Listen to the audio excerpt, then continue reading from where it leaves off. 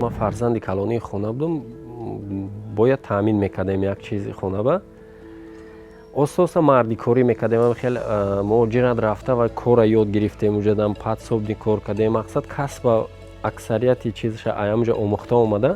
آخران سالی کار کردگیم تو حتی پولمون هم نگرفتیم، هم خیلی با یک عذاب گشتیم اومدیم.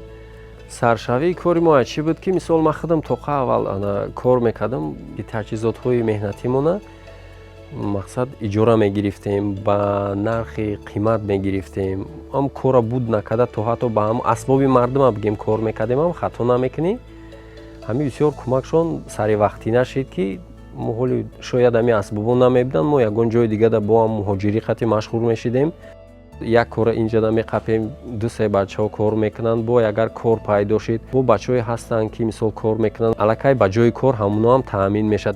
این حال انا ابیکتی نوبتی ما اینجا مقصد شکاتور شکدن بود کردن بچه ها عبدالکای درونش رفته سه خیلی ای جهت سویت کم تا تنقیسی کشیده استموزی این حال بعضی کارآموزی میشوند. اینا خیلی که میبینید این کار از این نصیب کرده باشه اینجا نتیجه‌نوی میشود، نتیجه‌نوی پتالو.